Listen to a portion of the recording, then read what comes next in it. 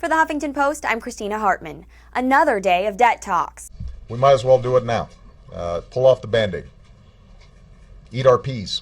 But the point is if everybody gets in the boat at the same time, it doesn't tip over. So the goal is not to tip over, but there's a few not quite yet in the boat. South Carolina Republican Jim DeMint, who appeared on the Today Show this morning, a day after calling Treasury Secretary Timothy Geithner irresponsible. The only way we will default is if Secretary Geithner and the President choose to default. We will give the President an increase in the debt limit, but only if the Democrats help us send to the states an opportunity to ratify a balanced budget amendment. Then you've got Texas Republican Kay Bailey Hutchison, who raised the specter of a short-term fix. I mean, we do have until probably mid-August. But if you couldn't, that's when you look at the short-term fix. An option the president shut down even today. We don't manage our affairs in 3-month increments. And perhaps as proof of his oft-stated willingness to compromise, President Obama might be willing to offer up a few sacrificial cows himself.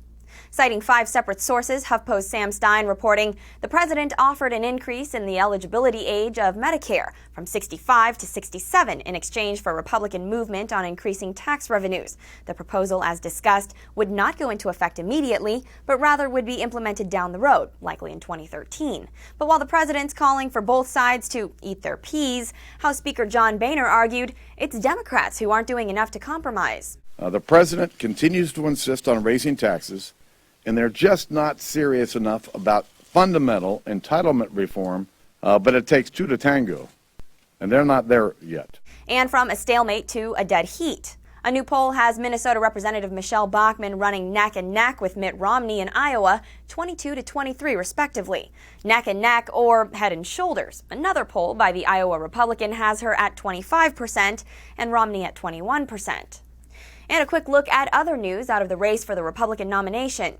Renewed speculation about Texas Governor Rick Perry and whether he's close to jumping in the growing field of Republican 2012 contenders. The New Hampshire Journal reports multiple Republican sources tell New Hampshire Journal that Perry is calling top-shelf Republican leaders in the Granite State. Another Republican who spoke to Governor Perry told New Hampshire Journal it sure sounds like he's planning to run. Former Godfather's Pizza CEO Herman Cain is facing calls from a national Hispanic Republican group to drop out of the race in response to comments he made in Iowa last month. Here's what he said. And on this side of the fence, I have that mulch that President Obama talked about, and I would put those alligators in that mulch. In a statement released Monday on the website Somos Republicans, the group says, many Hispanics find his recent comments comparing immigrants to invading Huns offensive and also insensitive when thousands of immigrants died crossing the desert. We're looking for practical and humane solutions and find Cain's pandering to xenophobes disgusting.